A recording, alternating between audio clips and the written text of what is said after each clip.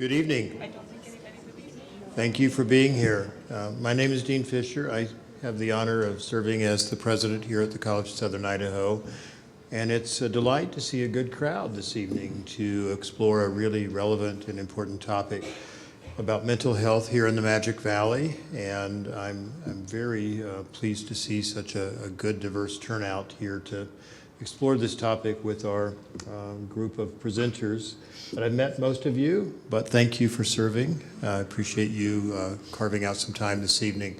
A couple of just personal privileges. One, we ordered some refreshments in the back, and I really don't want to see the cookies and the brownies go to waste. So we're not going to leave the platters full this evening. So be sure and get some, or someone's taking home a lot of cookies and brownies. So please enjoy them.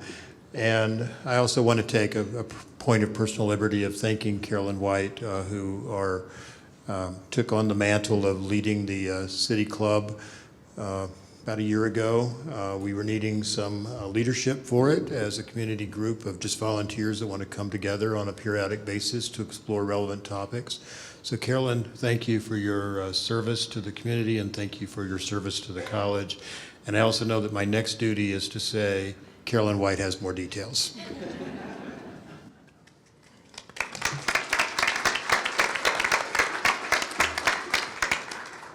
Thank you, Dr. Fisher, and I want to also thank the College of Southern Idaho for not only hosting this event, but being our sponsor. I would also like to extend a warm welcome to all of our presenters. I have to apologize. I probably called them 100 times and hounded them over email to try to get their information and to find out more details about this incredibly challenging and difficult topic. It took us a while to kind of come around to what we wanted to do with our city club. So we sort of decided to tackle crises of humanity. So the first one out of the box is mental health initiatives, and hopefully tonight with our variety of presenters, we can kind of have maybe a little bit of an umbrella as to what's going on and what we have out there and what might be coming or happening in the future. I also want to really quickly thank my committee, in addition to Dr. Fisher, Bill Brulat, Al Frost, Tony Prater, Cindy Scott, and myself. Cindy and I will be collecting the cards after the last presenter with your questions, and then we'll bring them up for the Q&A session afterwards. And so now I'd like to introduce our moderator, Tiffany Saley-Case. Thank you.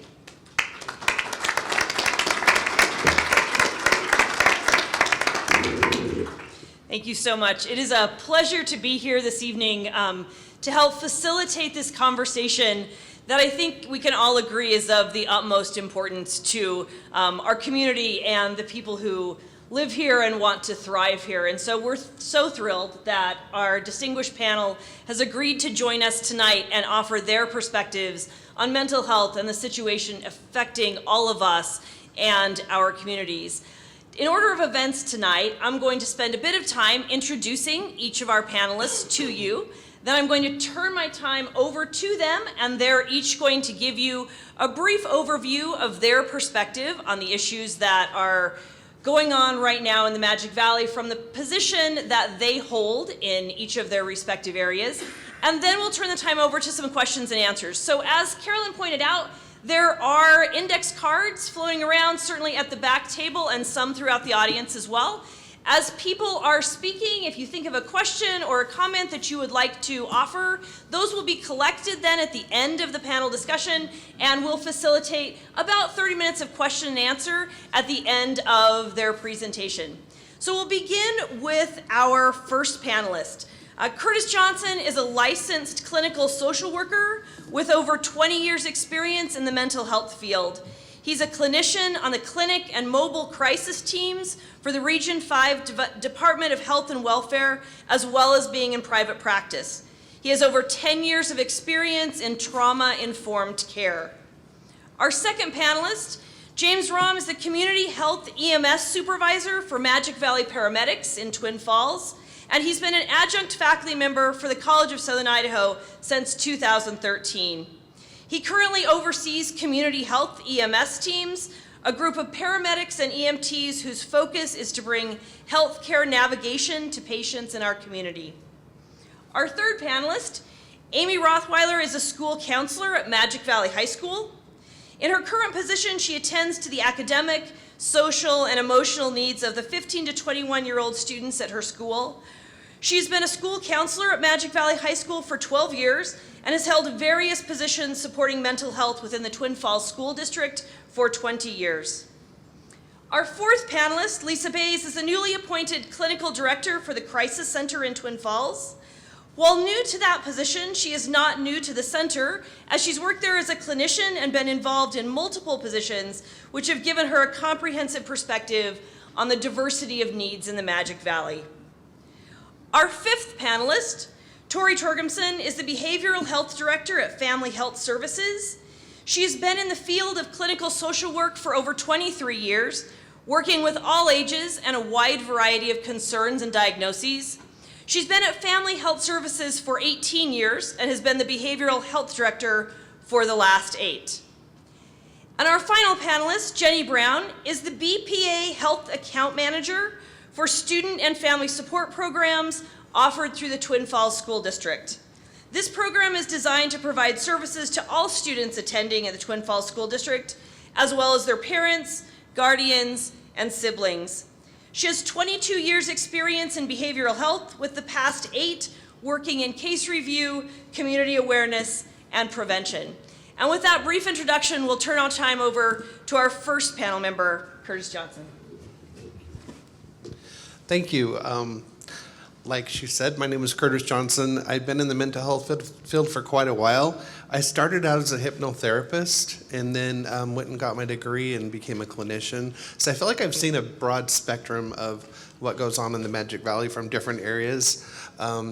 Currently at my job at Health and Welfare, we are going through a lot of changes. I know some people are happy about it, some people are not happy about it, but we are completely restructuring our system because we feel like it needed an update. So we're trying to fit into a more contemporary world. I have a cheat sheet here I'm going to use. We're creating 4 different departments for our division, and we're creating an oversight and statewide operations division, a strategy and innovation and community development division, the clinical service bureau, and the center of excellence. And so we're hoping by developing those different departments that we're going to be able to better help the public with their needs. And yeah, that's about all I got, I guess, here. Curtis. Hi, I'm James Rhom. I'm one of the, like she said, I'm one of the community paramedic supervisors for St. Luke's Health System, specifically here with Magic Valley Paramedics in Twin Falls. And a lot of people ask me what I do. Well, the best way for me to explain it is that I oversee the paramedics that don't have ambulances. So we don't drive ambulances. We don't go anywhere lights and sirens. And our goal is to reach out to the community and to members in the community as they're starting to fall through the cracks, or after they fall through the cracks, or they're making some passage through our community or our healthcare systems, and then to help them navigate through those systems and or navigate through the community systems. So what we found over the last 40 years that paramedic practice has been around and EMS has been around is that only about 30% of what we run 911 calls on with ambulances is really like what we think of as like the crazy things, the sick, the dead, the dying. And then the other portion of that are people that have illnesses, people that are sick, people that are in mental health crisis, people suffering from substance use challenges, a wide variety of things. Anything kind of bad happens in the community and people call 911. And so what we decided was over the years in paramedic practice was we need to develop people to take care of these things on top of, we're really good at, you gotta your arms cut off or something fun like that. We're really good at taking care of those things. We really are. That's our study of focus. But then a large variety of the call volume or the people that we're seeing in the community aren't missing limbs and having heart attacks and all that stuff. And so That's why we did it. So we take an experienced paramedic and we train them in things, advanced clinical things. We teach them advanced assessments and all kinds of fun stuff. But then we also teach them things like motivational interviewing, behavioral health, substance use challenges, work on them with like some of the peer support tactics, things like that, so that when we're out in people's homes, we're able to help them navigate through those systems, and we can be a champion for that person and a navigator to help them. And you know, we've been in practice for about 3 years, and we've learned all kinds of fun stuff. We're not as good as we make ourselves out to be, probably, or I don't know, we're not that great. But what we found is that when we're out there in the community and we're seeing people, at first we were really focused on clinical, right? We're paramedics. We're going to go out there. We're going to talk to them about their medications. We're going to tell them their blood pressure is too high. You need to take some more medication. Talk to their doctor and adjust this stuff. We got out there and we started seeing people and we realized everything's mental health. Like a lot of the problems are mental health, and we see a lot of people that are utilizing the ERs, the acute care system on a frequent basis, and so we really had to pivot within the first like 6 months to a year, and say, okay, how do we work with these things? How do we address those things? And that's what we're doing, and that's what we're trying to do more of all the time. Of how do we meet people in the community where they're at, try to help meet their healthcare needs, but also help navigate them through, you know, the mental health systems, substance use systems, the healthcare systems, you name it. And so it's been a fun and interesting ride. I also tell everybody that people ask us, why do you use a paramedic for this? Well, they're kind of smart, kind of. And they do a really good job. They're very comfortable with going out in the community and walking into your house and talking to you and all those other things. But also, like, we, after 5, 10, I don't even want to know how many years of doing this stuff, we've been exposed to a lot of trauma. We've been exposed to a lot of mental health. We have our own lived experience, right? And so we're able to harness that and use that to be able to meet people where they're at and to be able to help them through those things. So that's a little bit about what a community paramedic is and what our program is, and I don't think I made it to 10 minutes, but. So my name is Amy Rothweiler. I'm the counselor at Magic Valley High School. It's the alternative high school that's operated by the Twin Falls School District. The beauty of being kind of the mental health professional in that setting is that I get to see kids every day. So whereas a community counselor might only see them once a week for an hour, I get the opportunity to daily see what's going on. I get to see how they interact with their peers. I get to see how they are with authority figures and their teachers, which is a really nice perspective. That said, it's not my job to provide therapy. My job is to provide some brief solution-focused conversations to help them manage their emotions, behaviors, thoughts, so that they can get back into class and pass their classes. Nothing is, I think maybe a couple of you out there have been to Magic Valley High School graduations. They are the coolest thing on earth. Nothing is better than seeing young people who have had challenges achieve graduation and be able to see a future for themselves. And that's exciting and rewarding, and that's why I do what I do. As far as the mental health side of things, I think being in a school, our whole job is to provide a future and to create an opportunity for kids to create a future for themselves and helping them see that things change. In education, it's all about change, and we grow and develop, and hopefully that as educators, we are able to help them see that no matter what situation they're going through, they're going to, this too shall pass. Education situation will help them get through what they're going through. As far as resources that we provide, one is the education, which, you know, they say knowledge is power, and so as the teachers, we get to share that. But as far as mental health, on the mental health side of things, we have been blessed to have the partnership with BPA, and I'll let her share a little bit more, but have the opportunity to provide that resource to students that they can get counseling when they really need it. And as a mental health professional, when I'm not able to provide the therapy that they need, to be able to say, here, call this number, people will help you. And that has been a huge blessing. I'll just open. I guess we're all leaving it open for lots of questions later. Okay, this goes that way. Okay, we'll come this way. So like she said, I'm Lisa, and I am from the Crisis Center. Not a lot of people understand what the Crisis Center is and what it does and what its function is, right? We are there to do stabilization for mental health and substance use. But we also do a lot of resourcing to help people. You know, if you think about when we leave here today, where are we going to go? Most of us are all going to go home, right? We're going to go to a bed, a place that's warm, safe. We deal with the people that don't have those things, right? Our homeless population. Some of them are homeless by choice, and some of them it's circumstantial.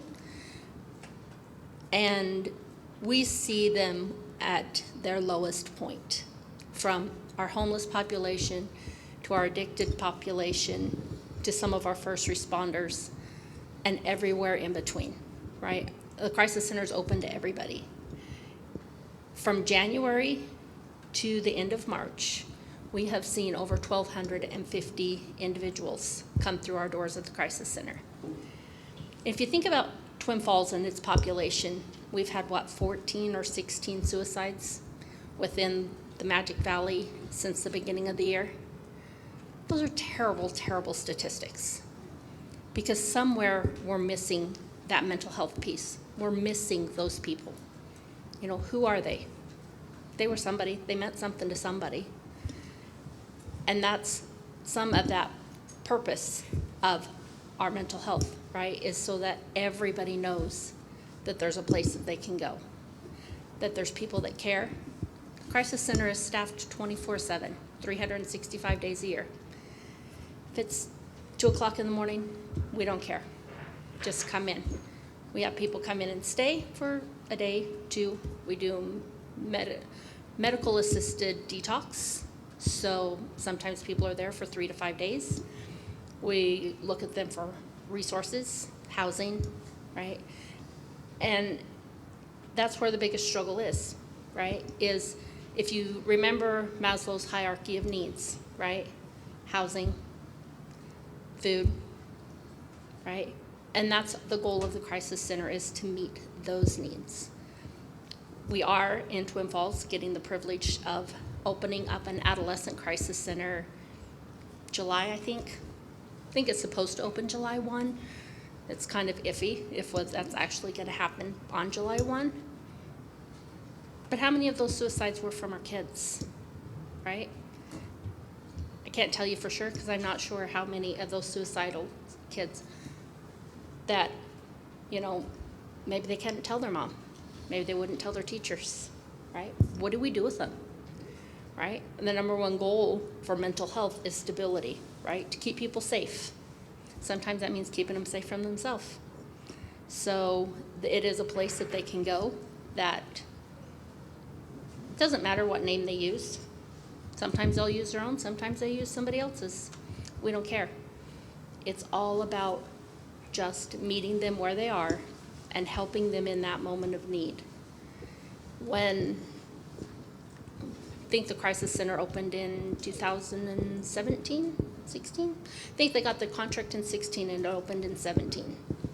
That first year, they saw over 2,500 people. And it has went up every year since then, with the exception of COVID, right? Actually, not even COVID. During 2020, we had over 4,500 people come through the Crisis Center in 2020. What does that tell you about our mental health, right? It did drop down some in 21 and 22, right, as people became more comfortable, right? But it's removing the stigma that comes with mental health, right? I mean, we talk about our blood pressure all the time, right? I'm on blood pressure meds. Nobody cares. If you tell them, oh, I'm taking antidepressants, they're like, oh my gosh, why, right? What was wrong that you can't do that, right?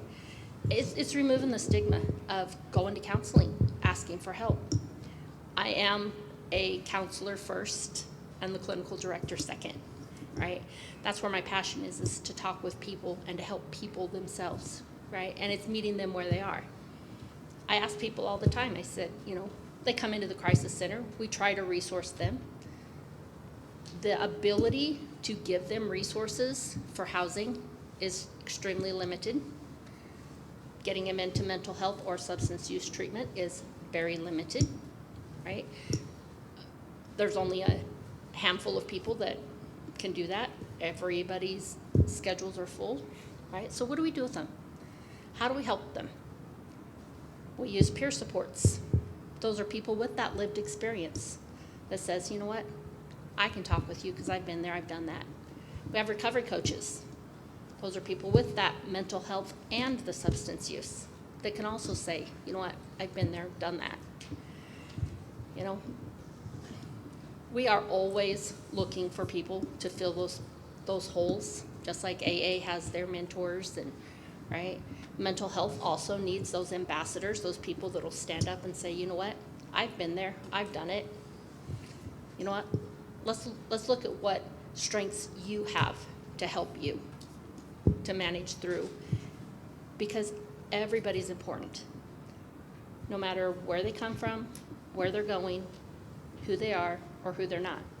Everybody's important, and everybody deserves that respect that says, you know what, so you've got a mental health. We've all got something, right? You look at the addictions, right? And I tell them, you know, when they say, well, I'm addicted to meth, and I said, okay, so I'm addicted to sugar, right? Is it the same thing? Not necessarily, but is it really that much different? If you want to find out how addicted you are to sugar, quit eating it, quit drinking it, and tell me in 2 days, right? You will be surprised at how addicted you really are to those things.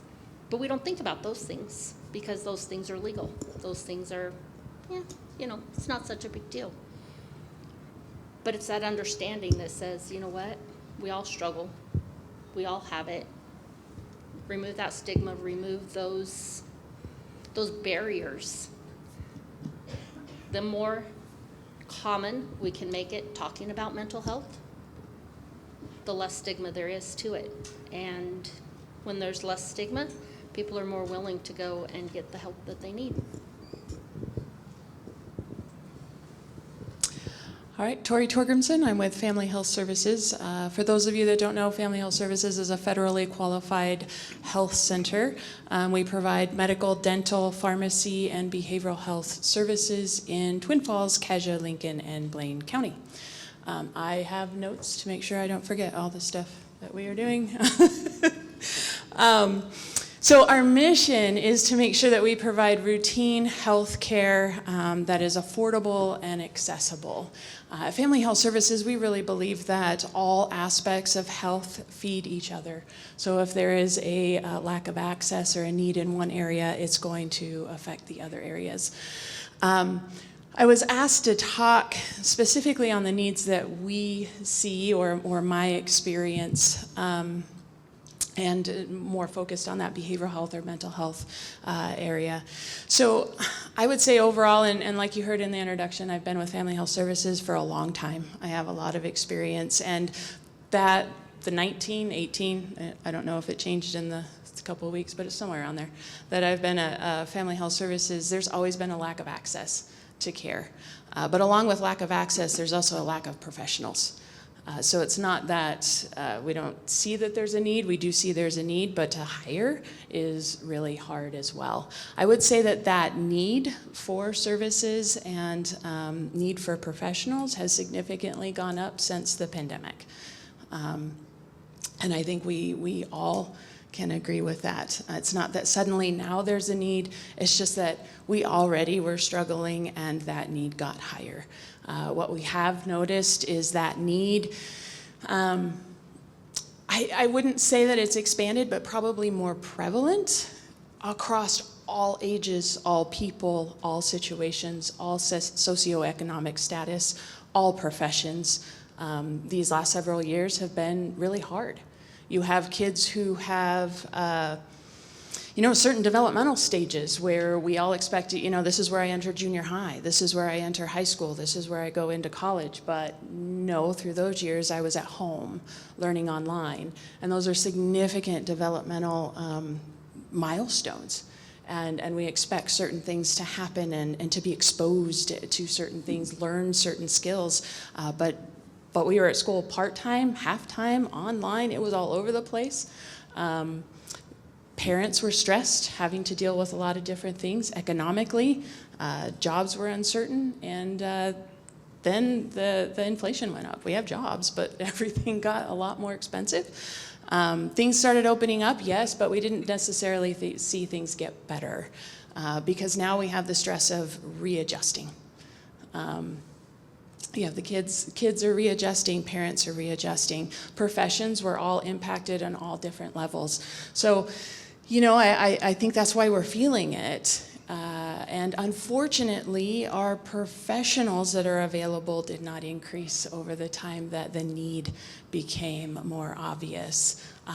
So we have a real stressed system with stressed people across the board. More specifically of what we're seeing, though, for us, because I think we're all talking about different areas, it also is evolving, and I think that if we were to have this conversation in another 5 months, I'd say the same thing. It's evolving. But we see a need for education. So, stress overall. What's the difference between stress that we all go through, and how do you manage that, versus something that I really need to pay attention to for myself, for my children, for those that I care about that are around me? That big question. So needing the education for that. Individual counseling is what we call it. I call it specialized because, as you're going to hear in a minute, we have a lot of programs. So I come up with a lot of names. But that traditional counseling, there definitely is, as we've all talked about, a higher need for that counseling and access to counseling. We've seen what we call the severity, so the high level of the symptoms. They've been a lot more. So people are staying in counseling a little bit longer than what we had seen prior to the pandemic starting. People need access to community-based resources. So Lisa had talked about that. You have the peer support, the recovery coaches. We also have life skills training. Around the community, it's more known as CBRS, Community-Based Rehabilitation Services are one of them as well. And then also that we say that higher level of need. So maybe some intensive outpatient services, or possibly might have to have inpatient, but all of those, we've seen all of them are needed, and that need has definitely not gone down, just probably shifted and evolved, just as our current situations are shifting and evolving. So being the note taker I am, I was also asked to talk about what we were doing. And before I go on to what Family Health Services is doing, I guess I first just want to say that I think that it's important. Overall, the response, it needs to be community-based. As you're noticing, we have a wide variety in panel. We all have our role. No one of us is going to make the biggest impact and help the community as a whole. I think the community needs to do that. I've been very excited and just really proud over the last couple months of seeing all community aspects step up. Not only professionals who are represented here or those who might not have been able to make it, but even just general community groups and persons saying, hey, let's have a talk, or we're getting together. And honestly, I think that's what's needed. It's all aspects. People need to know that they're being heard, that they have support, and not just in one or two avenues, but just as a whole. And I have seen that. With Family Health Services, though, we address the need in all different aspects. So the first one is we know that statistically as well, primary care is one of the first points of entry. So we don't feel well, we're not quite sure what's going on, and we go talk to our primary care provider. So we have an integrated behavioral health program that we have master's level clinicians who work in the medical clinics. They are there to provide brief interventions Now that could be for a mental health need. You know, we're starting to feel a little anxious, or maybe we had a loss or something and we're not quite sure what to do, so we talk to our doctor. But also those that have chronic medical conditions. You know, all the life changes and behavior changes and everything you have to do. Sometimes if you're not quite sure what steps to take, it can also trigger some anxiety, some depression, and some other things that pop up. So we're hoping to get that right at the front lines there. And our people see patients in the exam room. We're called in. We're even interrupted, just like your doctor or nurse might be. We're providing brief interventions and behavior change. We teach them behavior change or steps that they can take. They can also be a bridge for those that need more traditional counseling and services. They follow up with people if needed. Sometimes it's not, but sometimes it is. But again, it's meant brief. So usually it's just a few follow-up appointments and helping them where they need to be helped, or helping them transition to the next step. We do have our, what I call specialty behavioral health, because I had to separate it somehow. So we all knew what we were talking about at my clinic. But the traditional counseling. So we have been expanding as much as we can and as much as we can find professionals to meet the need. But we have a whole team of licensed mental health professionals in our Twin Falls clinic. We also have people located in our medical clinics in different locations as well. We do provide some psychological testing. We also have case management services that we do, and some outreach services. Outreach mostly meaning that if someone in our behavioral health clinic needs additional services we don't provide, or to see a doctor or some other resources, we have a worker in our office who can try and help connect them. We have a school-based program. So as Amy was talking about, she doesn't do the traditional counseling. She helps with the immediate skills or having those discussions. We have a program where we have full-time therapists located in the school. It's kind of a collaboration with the schools. There's different ways to go about it. We have our way. I know there's other agencies here in Twin Falls who do it as well. But for us, we have a collaboration where the school provides us with an office, and they are there year-round, just like they would be in our regular clinics. But we are only taking referrals from those schools. So when school counselors, like in Amy's position, can't really go any further, that's where we step in to help the students at those school locations. We also have recently hired a substance use therapist and hope to expand that program as well. We have I just want to add this because we're holistic in all healthcare, but we have an advanced dental delivery clinic, or not delivery, sorry. Advanced dental delivery. That's why I wrote it down, so I wouldn't mess it up, and I still did. But anyways, what it is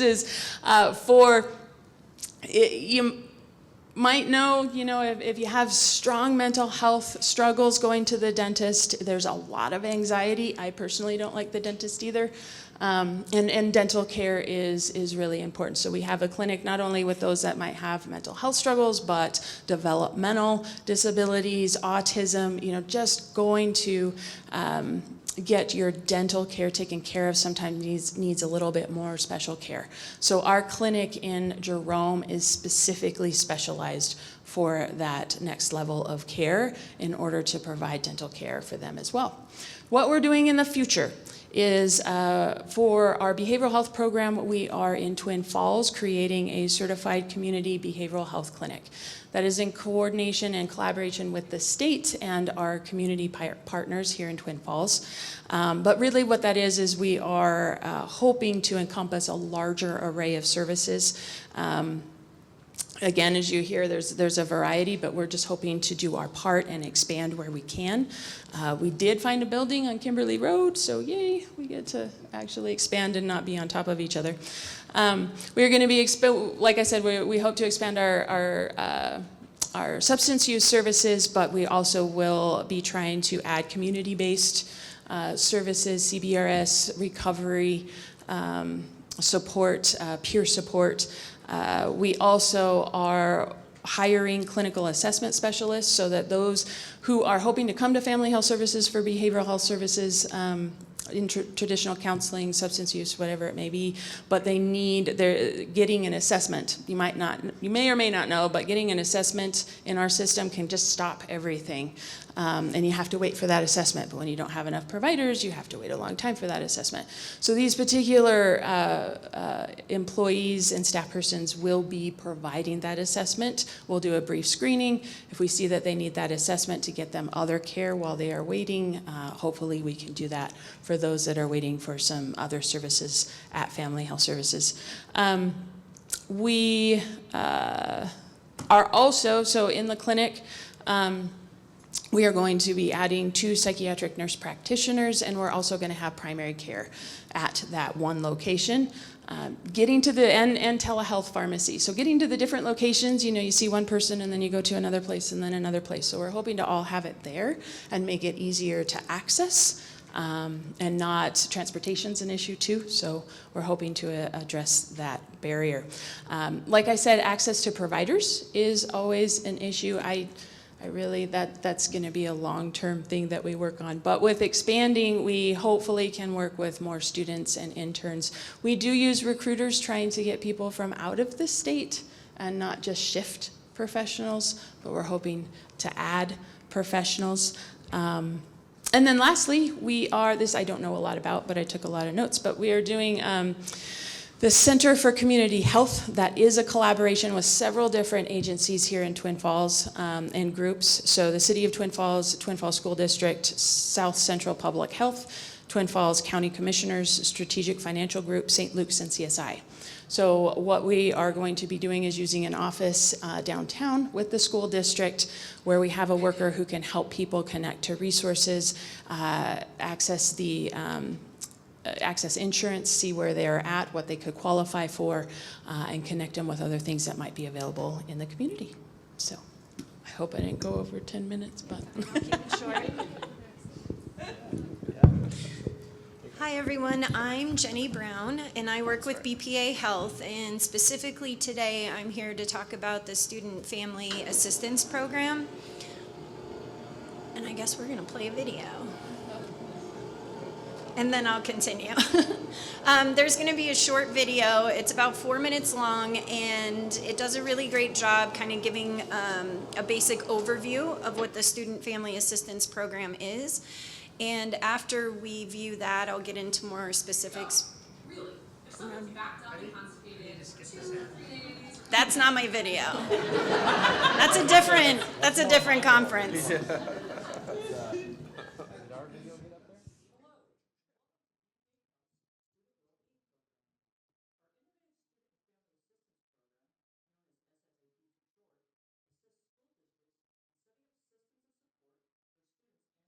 Okay, so that's an overview of what the program offers. Currently, this program is live and running in the Twin Falls School District. So any student attending a Twin Falls School District school, K through 12, has access to this program for themselves, their guardians, as well as siblings up to the age of 26.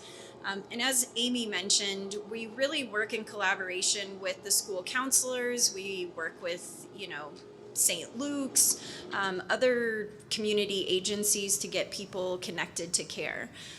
There is a provider shortage, which we know across the board, so timeliness is a factor sometimes. Using the telehealth allows us to guarantee an appointment within 48 hours.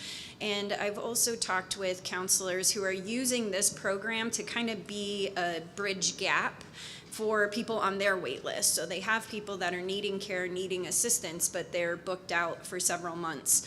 And so they get them enrolled and using this benefit so that at least they're getting some assistance while they're with the wait list, and then they can transfer to care. This is really not meant to be a long-term solution. It's more of like an assess and refer, or to deal with, hiccups. Maybe somebody's going through a breakup, or Mom struggling with, some anxiety and just needs some additional coping tools that don't require long-term care. These are really brief interventions. And it's 5 sessions per incident. And what that means is if there's, say a divorce happening that's affecting the family, that would be an incident. And then say, a teenager gets broken up with at school and is having difficulty. That's a new incident and they receive new sessions. So each incident comes with 5 sessions. There is not a bunch of loopholes to jump through. There's not paperwork. They call a phone number. Our care navigators are live people that will talk to them and figure out kind of what's happening to connect them with somebody that is, skilled with that specific topic. And then we can assist the families in getting appointments scheduled, whether that's virtual or live face-to-face. The wait time depends obviously on schedule preferences, locations, and specialties needed, but that telehealth is 48 hours or less. They do offer 55 different languages, so that's helpful. And it is totally confidential. Whatever is reported or information gained from our care navigators, we do not report back to the school district. We do not, call somebody in if they're undocumented. That's not what we're looking to do. We don't collect social security numbers. We're not asking about status. We're literally asking what school district are you a part of. If that's a qualifying school district, we get them care. So there are no major barriers or hurdles to receiving this benefit. We are also live in Kimberly School District, so that's a new resource for them. And then we also provide critical incident responses. What that means is if there's something traumatic that happens at the school or that's witnessed, by the students, we will have counselors come in on site, do a debrief, go over coping skills, and just make sure that the students are okay. And if, additional referrals need to be made from that point, we can assist them in doing that. And we're live in 8 county school districts. We have districts across the state, and really the goal is to get the care out to everybody. So it is here in the Magic Valley, but also we're looking at statewide. Mental health is serious. We know that we have a real problem with suicide, especially with our youth. So seeing places like this where we can come together and talk about resources and reduce stigma and work on prevention and help whole family units and not just a mom or a student is really important. So I appreciate all of you guys having interest in this and coming out and seeing what resources are available. And I think that's it for me. Yeah. All right, thank you all so much. I will say that one of my chief roles here is to make sure that none of you went over time, and I didn't have to give you my scary teacher look one time. I mean, you did an exceptional job, so thank you so much for that. We're collecting right now questions from all of you, so if you do have a chance to put some questions, some notes, some things you would like to know down on index cards, there will be people walking around to collect those. In the meantime, I'd like to offer any of you the chance to add on to or clarify anything that you heard from the panel. Is there anything else you'd like to offer before we ask you some questions? Oh, well, okay. So we do have 988 available now, which has been very helpful. Our office actually works with the 988 crisis team. So when someone calls 988, if they need someone to visit their home, we send people out to visit them, or we talk to them on the phone. We get them resources. We help them out. That has been very beneficial, I believe, into helping people in the community. I also wanted to talk about the stigma a little bit because since I've worked at Health and Welfare, I have worked really hard to try and create safe environments for people to talk about things. And I remember our first Mental Health Awareness Month, which is every May, we wanted to go to the bridge and have mental health screenings, and we had people calling us up complaining that how could we do that? That's a horrible place. That's where people jump off the bridge. And we said, exactly, that's why we want to be there to be about it and talk about it. And every year we've been out to that bridge and have done those screenings, we've always had people come up to us and thank us for being there because they had a family member or partner jump off that bridge. And it's really difficult to fight stigma when people are afraid to talk about things. I read a statistic one time that said 90% of the people that complete suicide never talk about it. They've never told a soul. They never let anybody know. They just went and did it. And so I hope someday there'll be an environment where people can talk about how they're feeling and not feel weak or feel disabled, that they can talk about what's going on with them in their life. So. I think she got all the cards. All right, any others? I'm just kidding. All right, we have some great questions. One that specifically directs us to thinking about the impact that school-age kids are dealing with. And this question asks, have mental health issues increased in school-age children due to social media? Do you think it has? And if so, what might help to reduce this issue? I'll let any of you take that.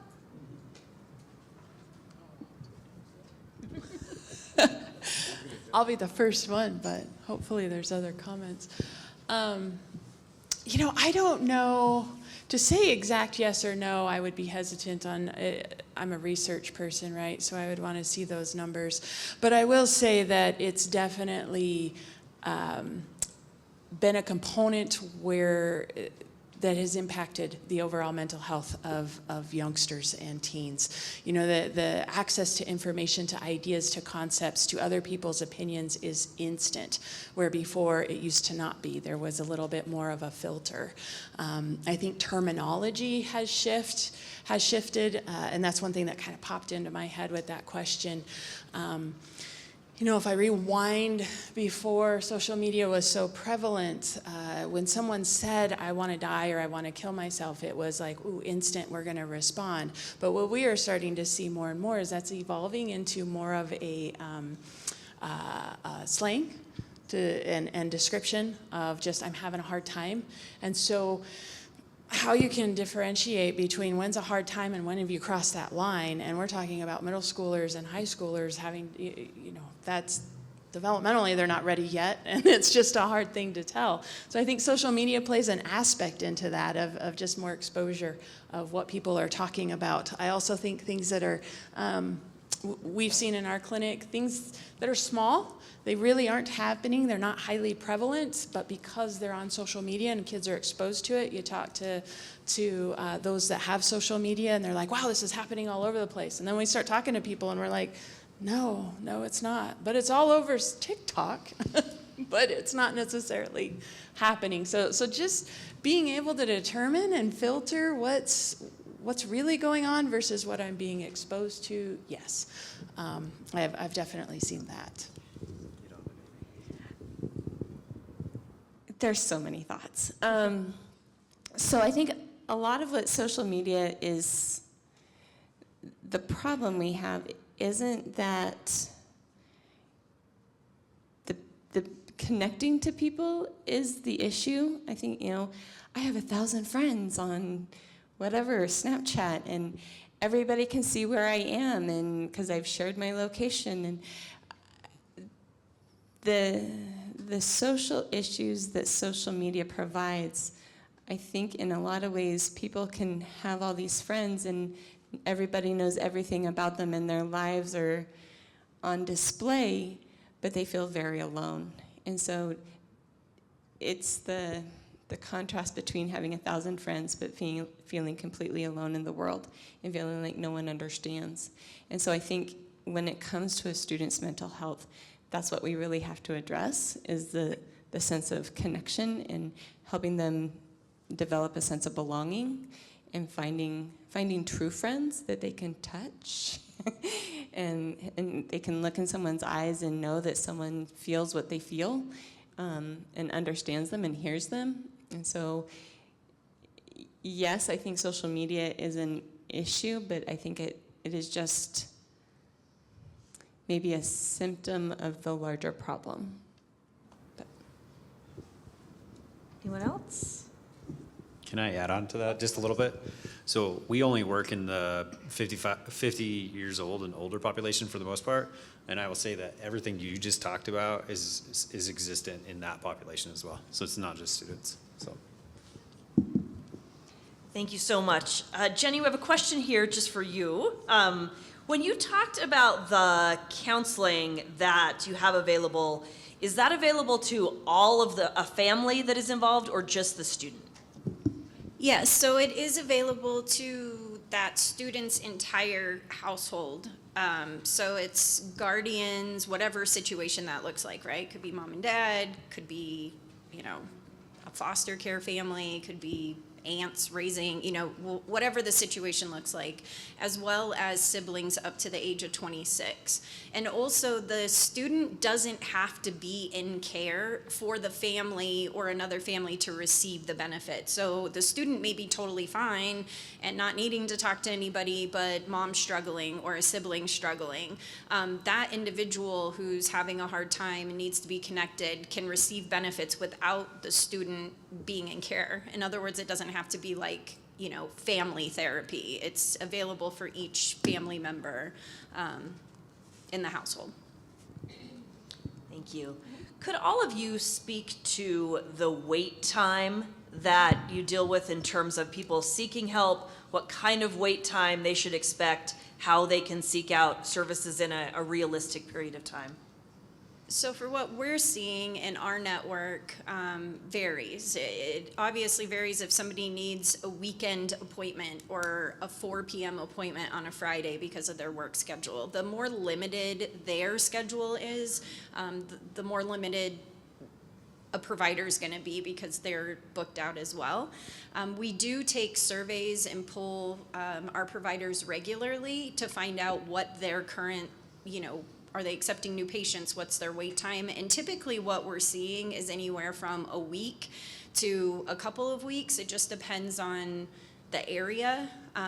But with the telehealth option, again, that is guaranteed within 48 hours. So if there isn't a preference and somebody is okay with text, video, call, whatever option they prefer, they can get in, pretty much right away with our programming.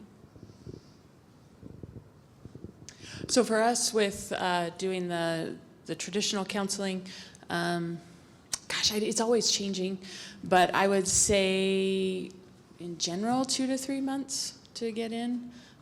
We always call people every week trying to touch base, make sure nothing's changed, that there aren't any big things we need to know about, connect them with crisis services. But that's about, I think, roughly how long it's taking for us. So within the framework of the crisis center itself, it is about 30 minutes from the time they walk in the door until they are talking to a clinician. Most of the time, I will say. That is the goal of the whole crisis center. However, moving them from, because they come to the crisis center because they're in crisis, right? Then moving them out into general population is not the right term, but that's the one that comes to my head, right? But out into the community services, that wait can be up to 4 or 5 months, depending on a lot of factors of when, where, what. So it really, the need is so much greater than the professionals that can meet those needs, right? Whether it's substance use, right? You've got to wait for a bed into the Walker Center or into another inpatient facility. So it really, it's hard to say. Kids walk into my office. So I have a system, and I can only speak for myself. I can't speak for the other counselors in the school district. But I have a little system where I have an iPad set up in the office where a student goes in, they fill out a quick little form. They touch my name, they type their name in, and if they want to leave a brief what their situation is. My goal for the school year has been to meet with the student on the day that they request seeing me. I have been 66%, because I just had my evaluation today. I've been 66% on target with that goal, simply because I have kiddos that'll come in that are in crisis, or just got broken up with, or they're failing class and they realize they're not going to graduate, or something. big issues, little issues, but I deal with them in the moment. And so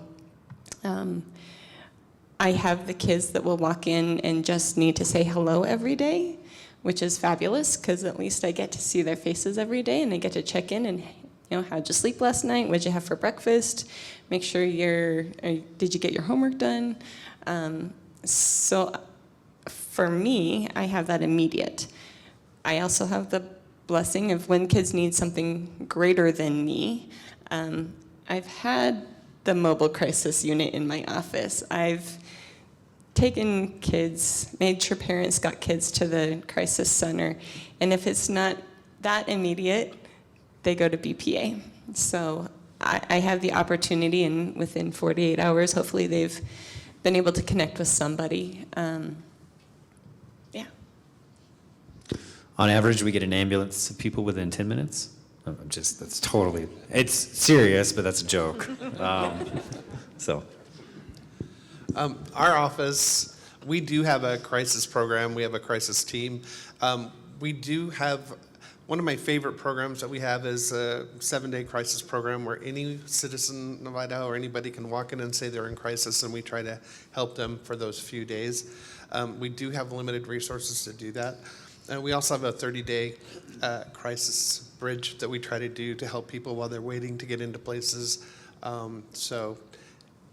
We try to do the best we can with that. But again, we have those limited resources. But it is free. You can walk in and say you need help, and we will do what we can to help you or get you connected to the people that can help you.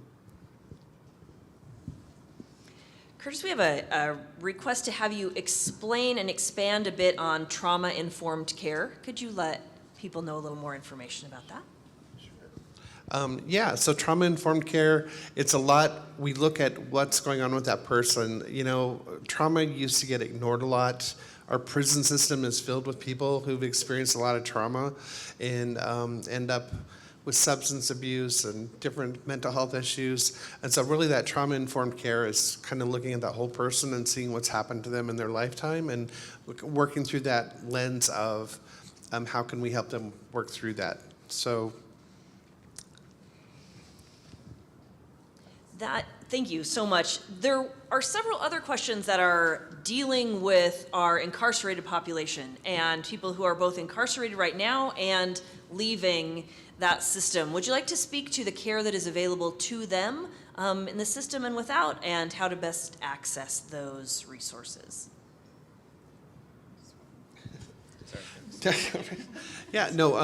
We also, if someone who's getting out of the prison system, they can contact us. We try to encourage them to contact us within 30 days of their release. A lot of times they're released with prescriptions, and we try to get them connected to getting their prescription filled and helping them with that service.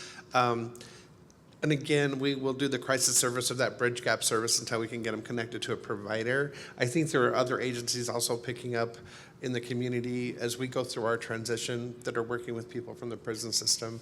But South Central Community Action is really good to help out with people who, if you're struggling paying for a prescription. But usually the prison, when they release them, they'll have a prescription that it's paid for, I believe, if they go to certain pharmacies. So that they aren't limited, though.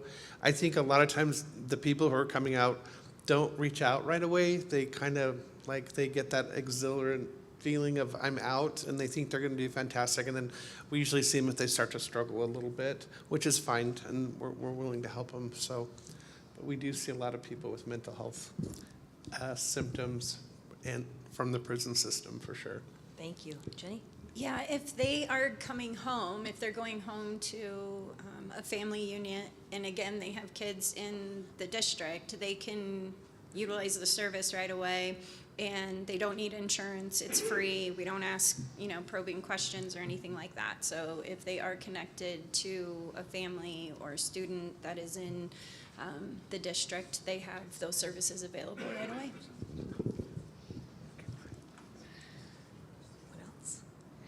We have several questions that are asking about the role of law enforcement, how you see law enforcement assisting, training needed for law enforcement officers, what the intersection would be of our law enforcement systems and mental health. Could you speak to that?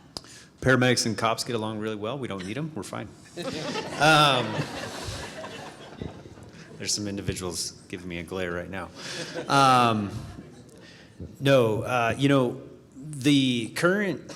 Currently in the Magic Valley, we have been working with the law enforcement agencies, and I think Curtis told me I had to take this question, so I'm going to babble on about it for a little bit. But, we have the crisis intervention team model that's being implemented in the city and in the county, and now that's being expanded out around the communities around us to those law enforcement agencies to come in. And that's a week-long course that's taught by Curtis and his fun team. And they come in and they teach all kinds of stuff that I took the class, and I'm on the spot now, so I'm not going to remember it all. But I will say that our community paramedics specifically and some of our senior paramedics, we're encouraging them when those academies come up that they actually take those courses and that they're in those courses, so that we know that the paramedics are not the end-all be-all of this. The cops still think they are, but we'll get them over that later. But it does take an integrated system. It does take an integrated system to be able to reach people and to work together with everybody. And so that's our goal with CIT and the training that the law enforcement agencies do, and starting to work with all of our law enforcement agencies to improve how we interact with each other. So, Curtis, you want to talk about CIT?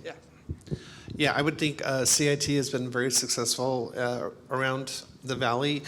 One bad part of it is, if there's a small department, they have a hard time having resources to send someone away for a whole week to do the training. But anytime we go out on a crisis call and the police are there, you can always tell who's taken CIT training. They learn how to look for different things with the person, with the individual. They learn the right questions to ask or not to ask. And it really has been a valuable resource for the community. So we hope to continue to develop that more. Within here, and I say here, meaning in the Magic Valley, several of the law enforcement places will bring people to the crisis center. They would rather bring them to the crisis center than they would to take them to jail, because we're cheaper, right?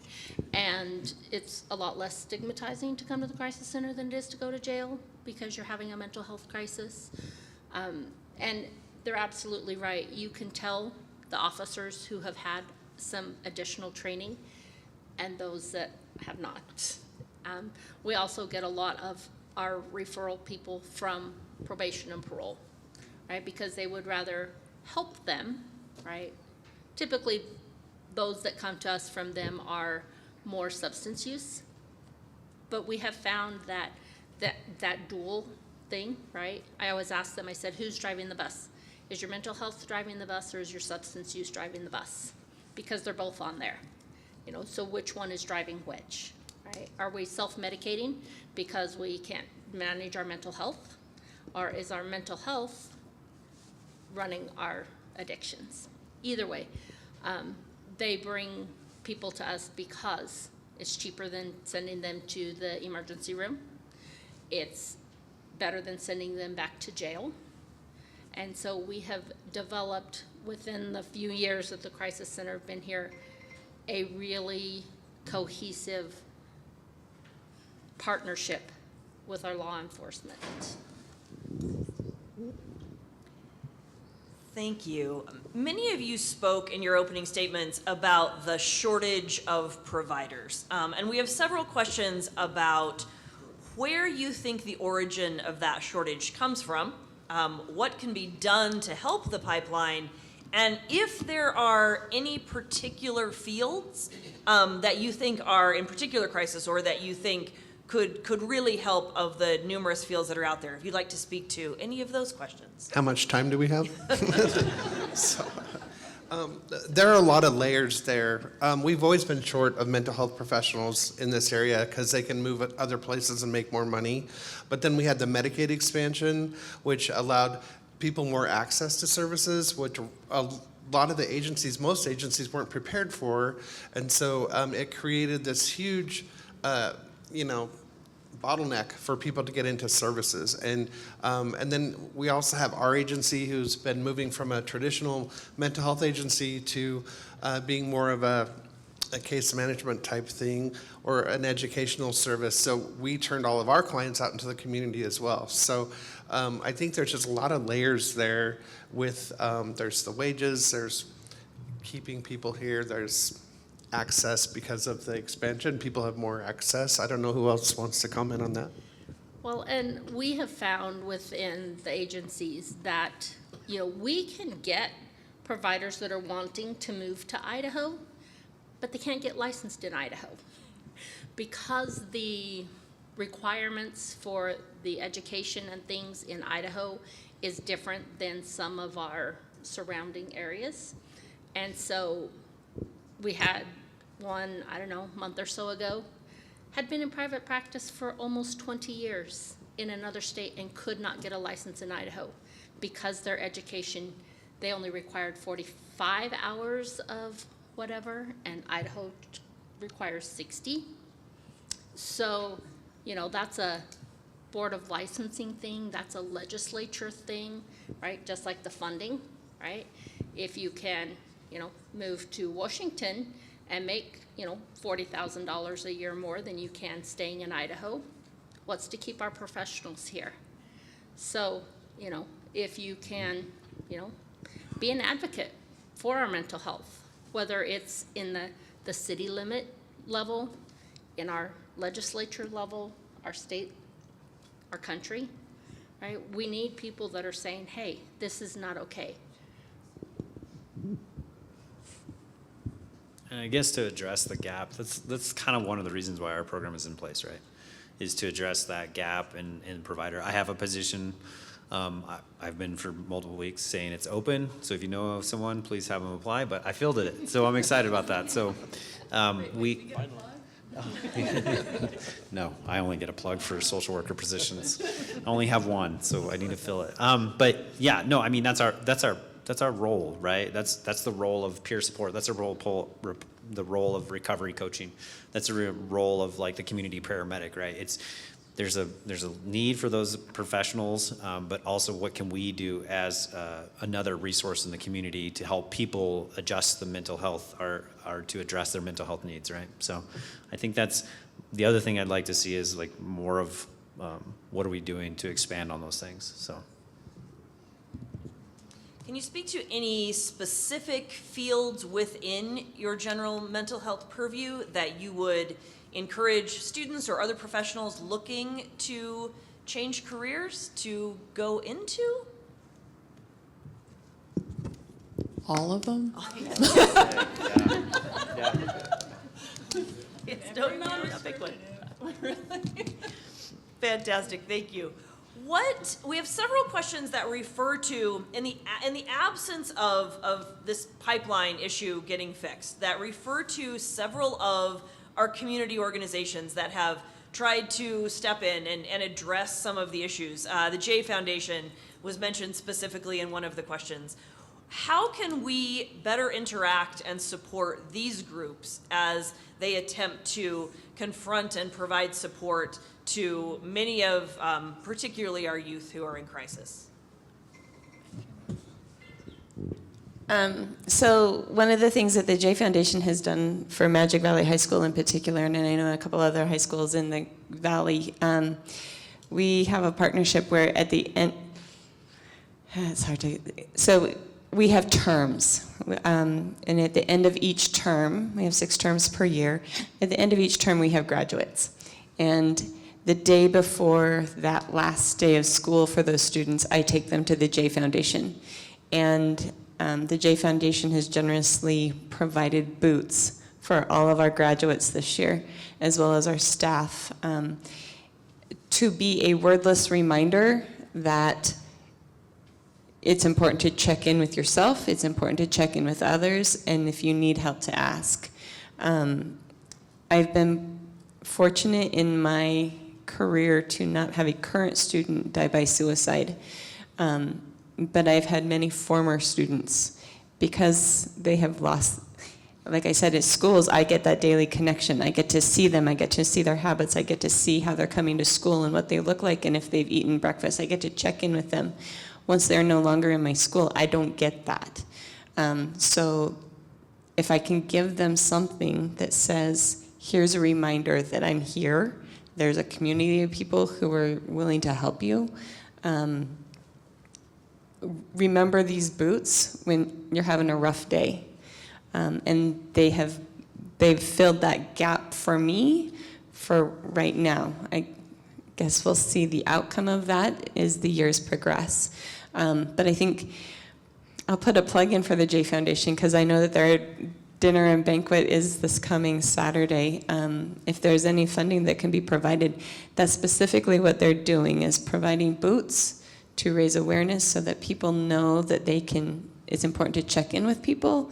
It's also important to get checked when you're reaching out for support when you need it. I know that Magic Valley High School, Kimberly High School, and Rhom High School have been on the receiving ends of their senior boots. And it has created an opportunity for my students to, they've earned their boots and they know what it's about. And I hope that it has a lasting impact. I would also add, just with that question of, be involved. And like I said with my little talk, I don't know what you would call it, but my presentation. But on all aspects, there's the J Foundation, but there's a wide variety of community groups in Twin Falls, and I don't think it's necessarily just solely to specific nonprofits or groups, but just being involved. Wherever your community is, whoever you're connected with, volunteering, being open to having those conversations. So I think there's things you could do individually along with organized community groups as well. And I think one of the things that we have lost over time, right, is that sense of connection to our neighbors. Who is your neighbors? Yes, these kids, right? They're my 1,000 friends that are on TikTok and Instagram. Well, what'd they have for breakfast? Well, I don't know. Have you ever met any of them? Well, no, right? But we've become very solitary people. And the pandemic also kind of exacerbated that, right? Is they're like, oh, maybe I don't need people. But we are by nature social creatures. Even the most hermit person, right, still needs that human connection. So if you don't feel like you can do anything else, talk to your neighbor. See how they're doing. Check on them, right? Pick up the phone, call somebody. Say, hey, you know what, I was just thinking about you. I cannot tell you how many times people have said, right, that I was going to. I had someone in our center a week ago, 2 weeks ago, that sat in my office and told me I had the gun into my mouth. And my brother-in-law, who I have not seen in 6 months, walked in my door. Why? His brother-in-law told him, he says, I just felt like something was wrong, right? You never know. You never know what your phone call to somebody. You don't even have to talk to them in person. Right? Call them. But reach out to people, right? Collectively, as a group, we can make a big difference. One person, we don't feel like we do, but we're that little pebble in the middle of the pond, right? You make a little ripple, but where does that ripple go? It expands out until it reaches everybody within that puddle. So do your part. Reach out to people, talk to them, connect with them. Thank you, and that's, yes, sir. Say something on that. A smile will save the life. Our audience member just mentioned that a smile can save a life. I think that's worth saying into the microphone. Yes, sir. Even if it's a fake smile. Absolutely. Absolutely. Absolutely. Fake it till you make it. And I think that's a beautiful segue into a question that was actually directed at Curtis, but I think it could be for anyone. The question just being, could you please provide us with a reminder of how important it is to think about how we're treating other people, how we treat people, the impact of our smiles, and how those things impact other people. Could you provide us with a reminder of that? Yeah, I think it's very important on looking how we treat people. And I think we've had so much separation in this country over the past several years through leadership or poor leadership or whatever you want to call it. But I feel like we've lost sight of that we're all neighbors, we're all people, that we're all a community, and that we do need to treat people nicely. We need to smile at each other. We need to say hello. We need to talk to each other. And I think people get too busy where they don't take the time to talk. So I know, like, we do in our office a lot of the things that help people do well. Our clients is just calling them every week or showing up and said, hey, how are you doing? And that helps keep them out of the hospital. It helps keep them taking their medication because they see that there are people out there that care about them. So I think that keeping that line of communication open is just being good to each other is very important. Personally, actually asked that question because I have a lot of people that perceive me as having mental disability that I don't have because I have low bass noise and because of what I look like. I've been accused of everything that you could possibly imagine, from murder, rape, child molestation, everything you could possibly think of. I got escorted out of family all in here in Twin Falls. So I want people to understand that you cannot diagnose people with having a disability just because of what they look and sound like. Absolutely. Thank you so much for that reminder. It's very, very important reminder to everyone in terms of how we address each other and things that may or may not be there. So we appreciate that. Thank you so much. A couple other comments asked you to provide your insight into how well some of our mechanisms for reaching out are working. So specifically the crisis line. How do you feel about reaching out through the crisis line? Are there best practices to use there? Are there things there that you think systemically need to be improved? So I'll go ahead and take this. And Kurt, I think everybody at the table is involved in this. So a couple months ago, we did what's called a sequential intercept mapping exercise, where a bunch of us from all over the place, all over the was it just Twin Falls County? Pretty much. I think so. It was just Twin Falls County, like the who's who of social determinants of health, mental health, everything. We sat in a room and we did this workshop where we went through all the resources and everything else. And we found some very, very interesting things in that.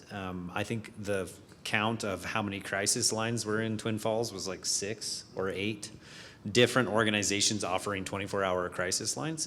But yet everybody in the room, a lot of people in the room didn't know about what everybody else was doing. And so I think that's the goals and some of the things that are coming out of that. I know the things that I'm involved in, but I don't necessarily know some of the other things that are coming out of that sim exercise, where we're doing a lot of changes around the community. We're trying to work better together. The 2 things that we're specifically involved in is, you guys can, this is a plug, Find Help Idaho. So if you go to Find Help Idaho, it is basically a repository of community resources across the whole state of Idaho. It's being sponsored by the United Way. They're putting it together. You can go on there and you can put in referrals to you name it. I mean, groceries and healthcare and rides and everything else. And so it's really intriguing to get in there and see that. And that is actually being integrated into our EHR at St. Luke's. So when you're seeing somebody, when a provider or a clinician, somebody on my team, a doctor, whoever is seeing somebody and they need to put in a referral for something like that, it's right there in the EHR and they can do that. We are also looking at some softwares to where multiple community agencies that buy into these softwares can actually talk to each other and work back and forth and know where the referrals are going and who's seeing who and what's going on and some of that stuff. And very preliminary right now, but I think it's intriguing and it's interesting to think about. That's there. All right.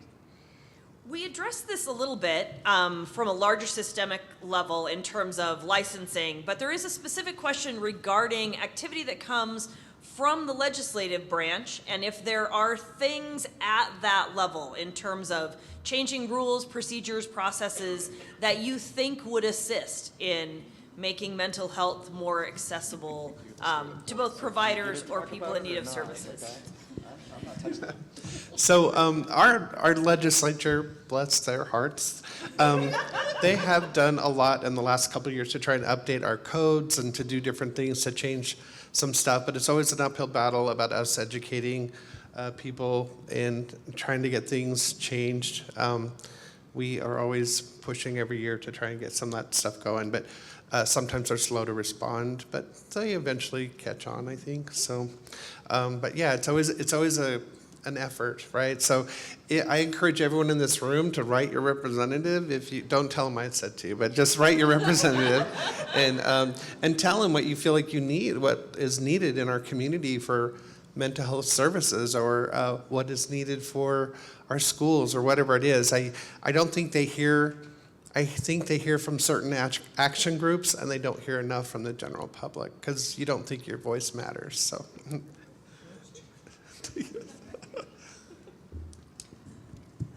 thoughts there? All right, we are getting close to the end of our question and answer time. I'd like to provide you with an opportunity to have any final thoughts, anything you would like to clarify, bring up, share.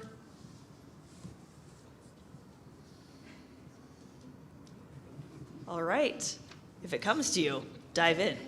I will say, and I would like to say to the audience, that there were several people who did ask questions, or on their note cards ask if they could please stand and ask their question individually. We decided to move away from that just because of it's difficult to hear, the technology, things like that. But please know that if you have a specific question that you would like to talk to our panel about, any of them will be glad to stay afterwards and talk to you. So please don't hesitate to offer up that question to any of them. And again, not raising them in the group was merely just a matter of the technological sort of process and making sure everyone could hear all of the questions. But please don't hesitate to approach the panel after we're finished today and ask them your question and get the assistance that you might need. So we appreciate that tremendously. We appreciate our panel and all of the time and the effort that they have given to us this evening. It's been a pleasure to hear their perspective on these conversations and have them bring to us the important community resources that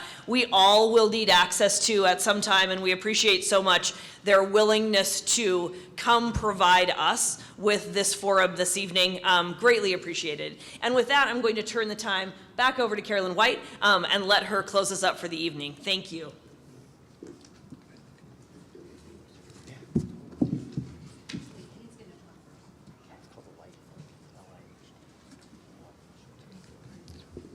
I think I was voluntold that I was saying something to wrap it up. No, thank you for being here. I think we've got several legislators that might have a few bills that they could run next time to try and reform some of these topics. I know that they care a lot about it. I see one of my trustees here in the back, Jan Mitleiter, and I want to thank her and the other trustees for their support. Oh, I'm sorry, I didn't see you, Trustee Scholes. I know that when we are trying to do things to help the mental health of the college community, our students, that we've got their support. We've got mental health first aid training that's rolling out to the entire college community to try and make sure that we can be partners in that intervention. We are not trying to make everyone clinicians, but we do know that from time to time we can see the warning signs. I was having a conversation with Jason Vickery just a couple of days ago from the J Foundation. It was yesterday. And the power, I think, of the boots is just a reminder to check in with other people. So I'm going to echo what I heard several of you saying. It's just sometimes just that human connection. At the risk of probably boring people with ancient history, you're right, we're social creatures. The evidence is very clear all the way back to the dawn of man that we were born into community. And so connecting with other humans, just making sure that they know that we care, buy them a soda, ask them how they're doing. It can be something as simple as that. But thank you for your attention to the panelists. Thank you, panelists, for your sharing of your wisdom and your ideas. James, there are 4 officers that might have taken some note. of your comment in the back Very of the aware. room, Very so aware. we'll give you a head start. And Carolyn, I'm going to be quiet with that.